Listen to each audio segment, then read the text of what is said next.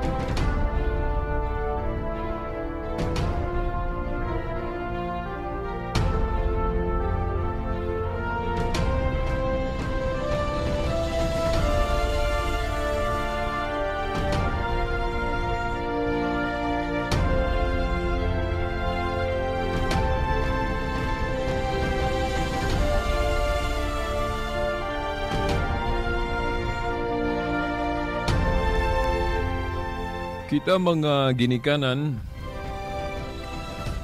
naghiusa sa usa ka huna-huna nga unta ang atong mga anak anaa sa maayo nga disposisyon. Of course, buang ra siguro no ang sa kaginikanan nga wala maghuna-huna nga ang kabataan anaa sa maayo nga disposisyon.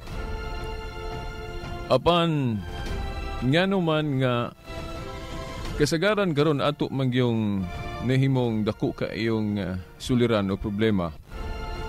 Labi na sa kinibang kung ano nga ang atong mga anak magumon niya ng droga. Unya usab kung dili droga man, mahilig diha sa iskina-iskina lang, inom-inom, okay raman unta na, no? Kay di man po dautan mo inom. Pero mahulog yun nga, mahimog yung abuso ang inom. Buri pasabot mo paingon yun sa hubog-hubog o magkahimo nagdilimayo. Mawala na sa insakto nga pangisip. Adunay nag-ingon, Veritas, tungod maguna sa kagawasan o freedom. Na mo ingon gani nga sayo po ni sa Dios. Kung naamang gali Dios, moingon sila nga mo ni sayop sa Dios kay nganong gitagaan niya og freedom ang tao na tanawa. May kagawasan sa pagpili unsay iyang gustong buhaton. Amo na nga mipili siya ana.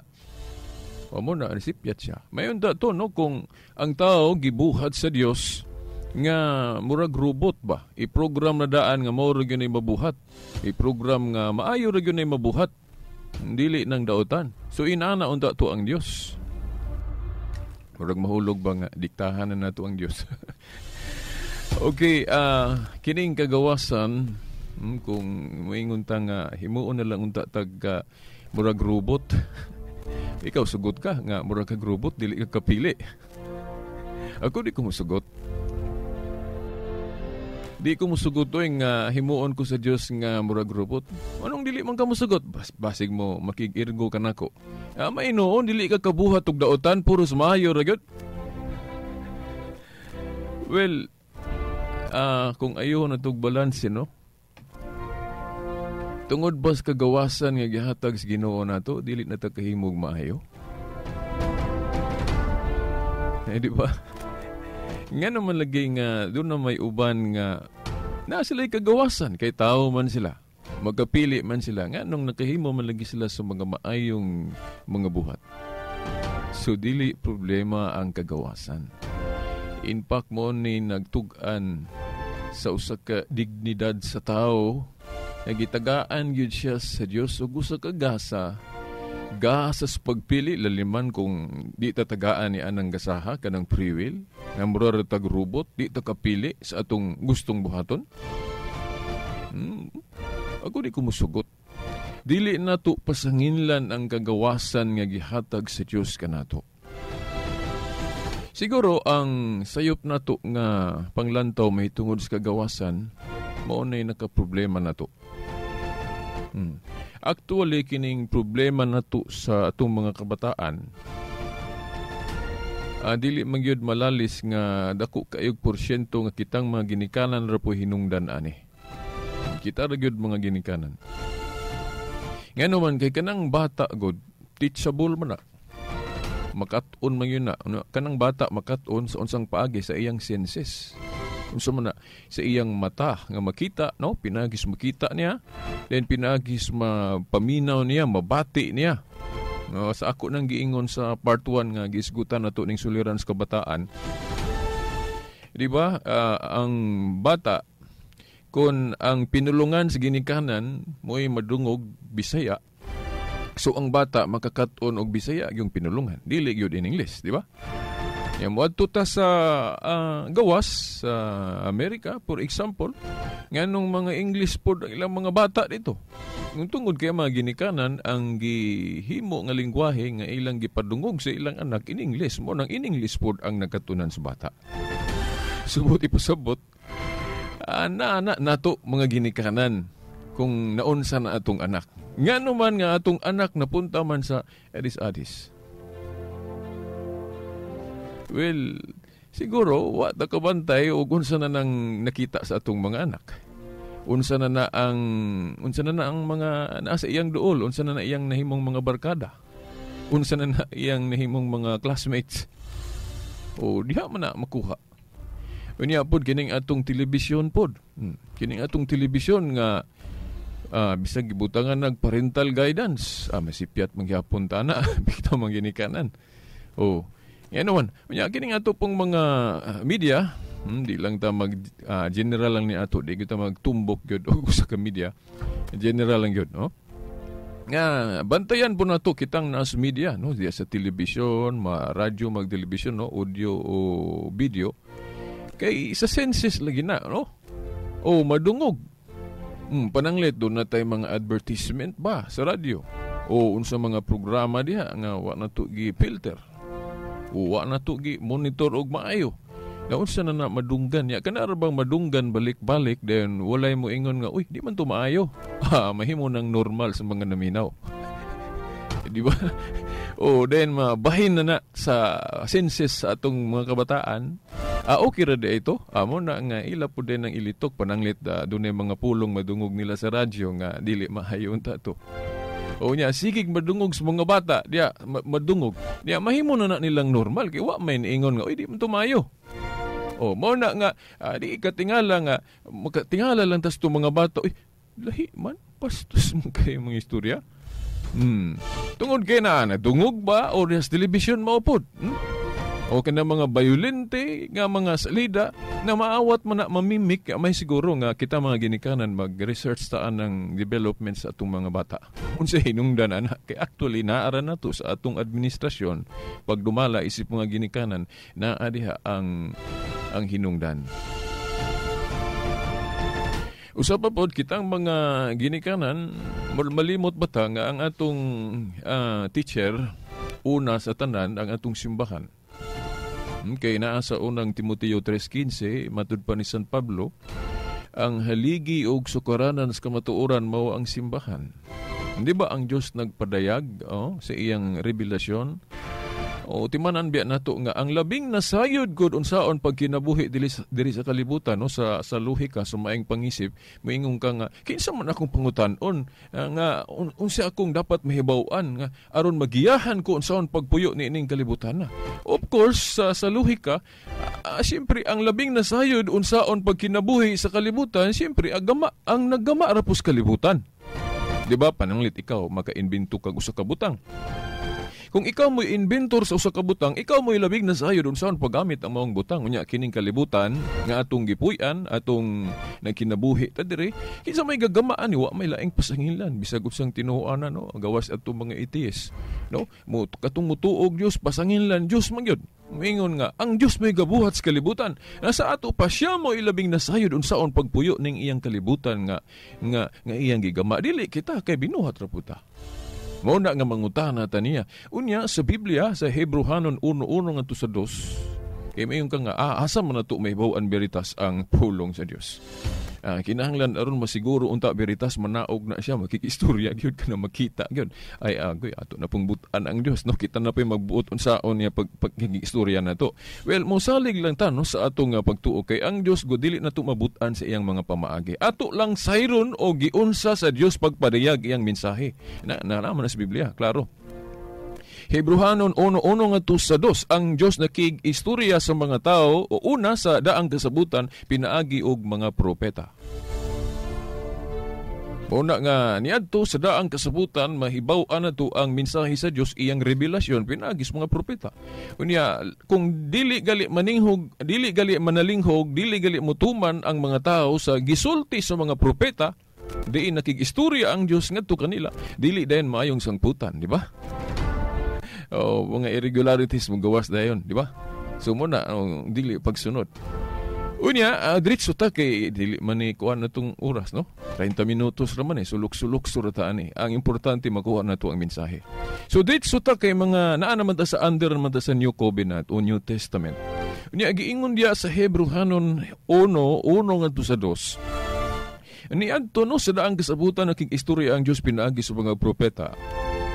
Unya diri sa Bag-ong Testamento nakikistorya ang Dios pinaagi sa iyang bugtong anak ang atong Ginoong Hesukristo. But ipasabot kinahanglan atong paminahon si Kristo at magkristyano ta aron masayra nato ang iyang mga mensahe.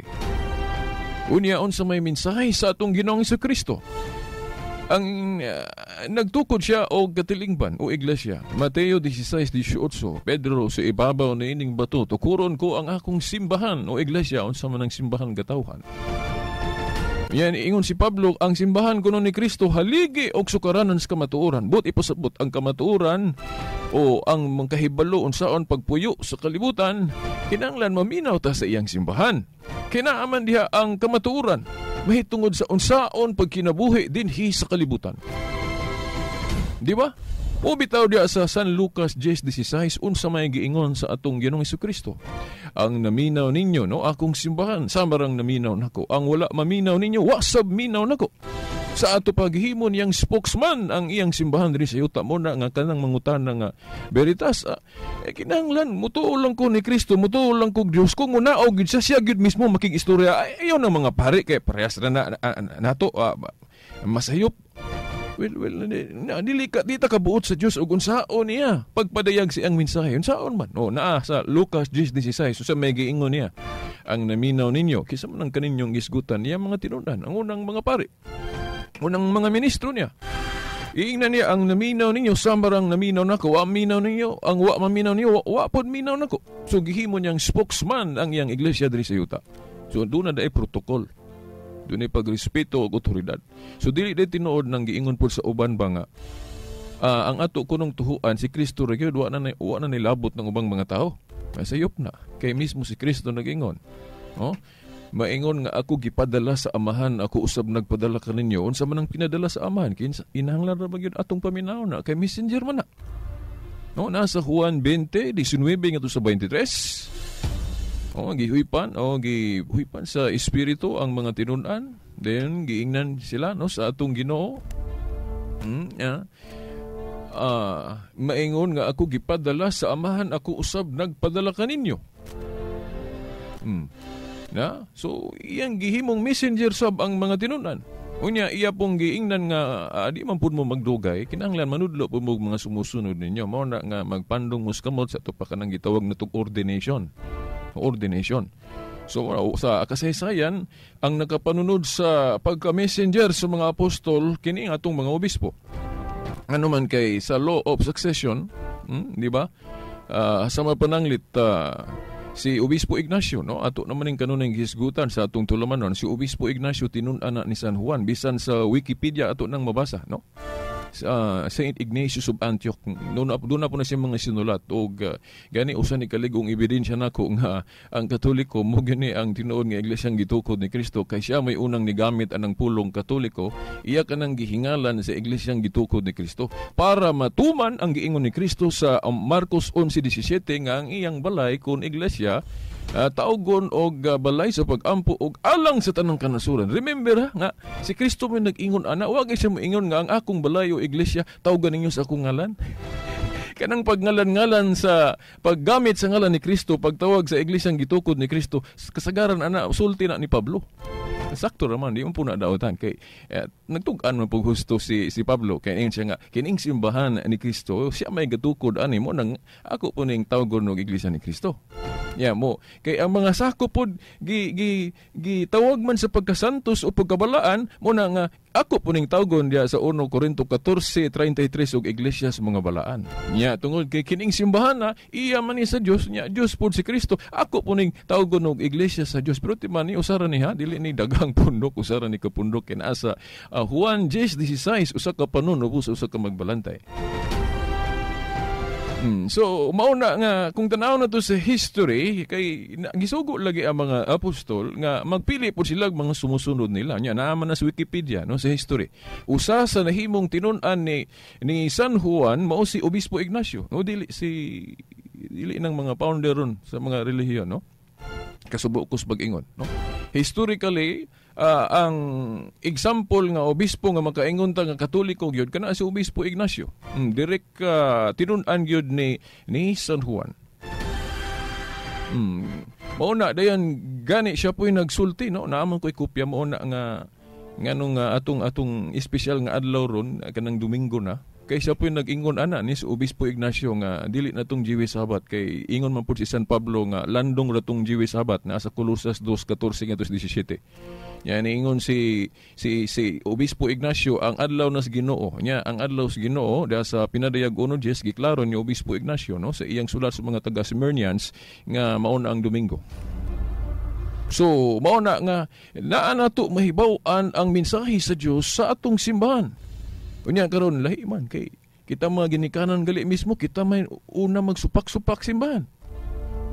Ya timan ibiya nga kung atong supakon ang institusyon nga gitahasan gi-authorize sa Ginoo dili gyud maayong sangputan. Mao na nga dili katingala daghang kaing mo atubang natong problema sa atong gobyerno, sa atong katilimban nga naman agi man sa violation nga wala na masunod. Unya mo ingon ra ba ng uban na Veritas, simbahan Katoliko may imot po sabot. Simbahan Katoliko, Catholic nation man ning Pilipinas, daghan man laging problema. Usahay ang ato ra bang himong argumento kana pong mga weakness sulod sa simbahan, o imo na tong argumento nga dili siya makalimpyo, dili siya makahatag og giya sa katawhan. Mga igsoon, tinuod mo na nga Catholic country ang atong Pilipinas. Pero ingnon mo nako nga bisag Catholic country ta pero ang mga binuhatan sa mga Katoliko dili man Katoliko. Mo paras anang pag-corruption. Pagtulod ang Katoliko ba dai na? Pagkadaghang Katoliko nga naas gobyerno nga mangurakot. Unsa may nakapakurakot nila ang ilang tinuho ang Katoliko o ang ilang pagrebelde sa mga pagtulod ng Katoliko. Mo na itubag ako naka-debate ko ani dia sa social media nga pasangilan man yang relihiyon nga mo ni na daghang corruption kuno diri sa atong Pilipinas tungod kay Catholic country man kuno ni burag na pasangilan ang religion unfair ngano man nganong pasangilan man nato ang tinuhuang Katoliko nga ang maong mga buhat kanang mga korupsyon ug unsa pa na gikasilagan man na niya mismo ngano man kay wala gay pagtulunan ang Katoliko nga mangurakot mupalitag buto o unsa pa nang matang sa mga kadautan. Mao na nga kung daghang mga Katoliko Daghang mga Katoliko laging wala magtuman sa ilang mga pagtulon ang Katoliko. Mao na ang nakapahugaw sa atong Pilipinas. Mao na ang hinungdan, no? So, mao na mga tinahod nga tigpaminaw, mismo kita mga ginikanan. Dili na galita mo ukab sa atong mga social teaching sa atong simbahan, di ba? Example, kanang simbahan, klaro man na, nagtudlo og modesty. Nga naman nga, pasagdan man ato atong mga anak, di manggit katudlo, bisag unsay suoton mo sulod simbahan. Di ba? O tanawa. Niya ang mga bata rabaluoy kaya kay di po na tiniyuan nila kay wapoy nakabadlong nila. Ang ilang nakita das TV. Example, kusog na namo influensya. Labi na kay ang mga telebisyon na turon galamog na ng mga tinhuan. Labi na nga sa naarabay mga protestantismo nga liberal kayo, no? Bisan sa Dumaguete gali wa na nilipod-lipod ako ha. Bisan sa Dumaguete na eskwelahan dia nga liberal kayo. Bisag unsay suoton sa mga estudyante. Nadi okay ra ini. Okay ra ini nga ang mga babae magkuan dili magsuot og insakto. May ipakita gyud nang dili dapat ipakita nga mo'y makahagit sa kalaway sa mga tao. So umaw na nga kita ang mga ginikanan mismo dili gay ta kabalo mo ukab sa atong kuan libros tinhuan kanang social teaching. Ang tinuod mga igsuon kung sundon lang nato ang mga pagtulon ang Katoliko makahapsay gyud ni sa atong katilingban. Ang problema nato ang rebellion. Since the start, ang hinungdan sa atong irregularities, rebellion man, dili man atong tinuo ang Katoliko. Rebellion. Sample, si Lucifer nga nahimong yawa, unsa may naka-diferensya niya? Ang iyang pagrebelde sa Dios. Di ba, basta rebellion gali mo atong ipahari, maupod kita, mga Katoliko, daghan man ta. Mas maing laki man ta bisag giklaro ni San Pablo nga ang iglesia o ang simbahan haligi og sukaranan sa kamaturan. Di man nato paminawon, pilion ra man nato. Ingon ra ba si San Agustin?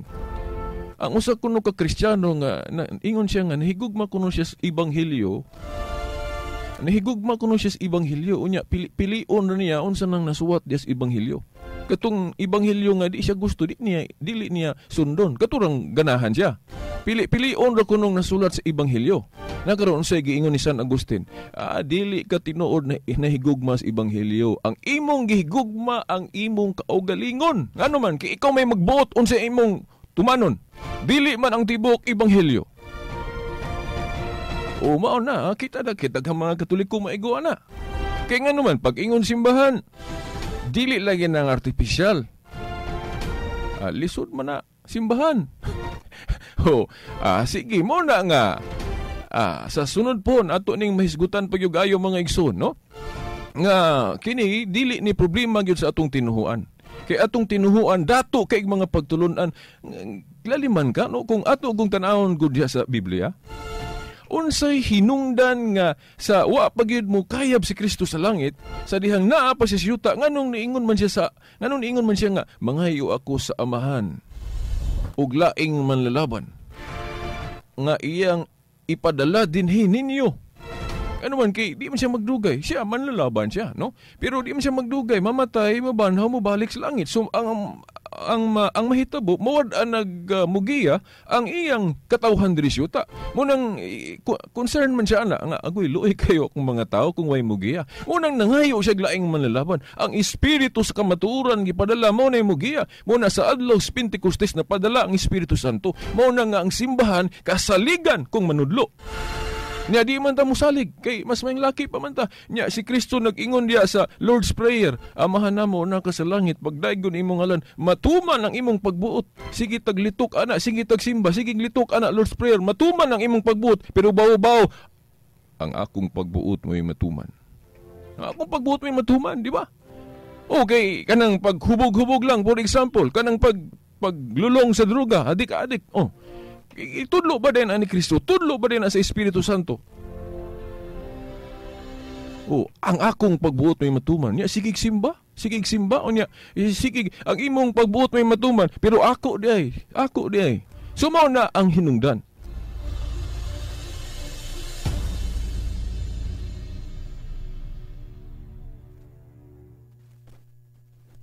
Mga tinahod nga tigpaminaw, uda kog nang saba, no? Okay, gitagaalan na kung kinabuhi. Tao man pud ko, mubati sab ko. Mo na ma-express po nako pinagig emosyon, kay di pa ni mawala ko ni atong emosyon. Mamalandong tani.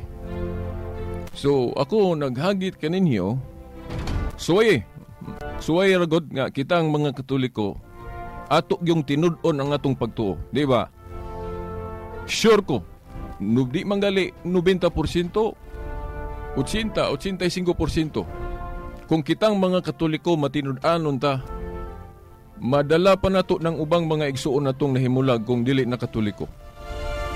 Nga naman, dili sila makuha na to, makumbinsi?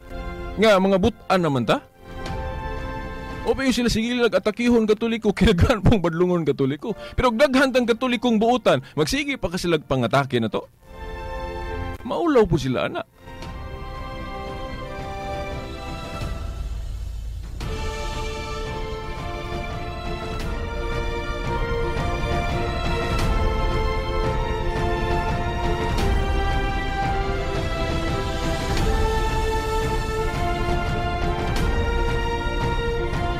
Baga tinahod nga tigpaminaw, piki naman atong oras. Ay inyo si Piata nga padayon gihapon ta ugma no sa ingon ni ani gihapon nga oras. Domingo rata lahi no alas 2:30 sa hapon no sa Domingo ang atong suliran ana hisgutan tinuhuan no. Mura timing pod kay human man na sa sangka no. So mao na. Okay, sa ngalan na lang sa atong mahal nga inahan, Mother Mary, mga kidagkuan sa atong simbahan, murag narabay kalihukan ugma no sa simbahan o nagdapit dito atong obispo nga mo tambong ta. Ugma sa may alas 9 sa buntag sa atong simbahan. Okay, sa ngalan na lang no sa atong obispo pod no sa atong Diocese of Dipolog. Kini ang ubos ninyong alagad Silbert Tondoyano Sr. alias Veritas suban sa akong amigo no sa Pikas Lawak sa technical side Danny Luod og Tax Ilumba. Hangtod sunod Domingo po. Domingo. Si Piat lagi. Okay, hangtod ugma pohon. Naanad mo ko atong Domingo nako. Hangtod ugma pohon no sa ngalan sa Amahan sa Anak sa Espiritu Santo. Amen. Kangit-ngit o mga suliran sa kalibutan, suliran sa mga kabataan, nagkadaiyang korupsyon sa katilingban, ugbisan sa atong simbahan, adiksyon o suliran sa droga, panagbahin-bahin sa katawhan, sa relihiyon o tinuhuan, uguban pang mga suliran, unsay mga hinungdan na ining tanan. Tungod ni ini nahimugso na tao kining tulumanon. Lamdag sa kahitasan. Tulumanon nga muayag, mubatbat ug mutubag na ining tanan. Uba ni ining inyong sulugoon, Silbert Tondoyano alias Veritas. Lamdag sa kahitasan. Lamdag sa kahitasan. Ang maong tulumanon inyong madungog matag adlaw. Lunes hangtod Sabado sa may alas 6:30 ngadto sa alas 7 sa gabi. Ug sa adlong Domingo alas 2:30 ngadto alas 3 sa hapon.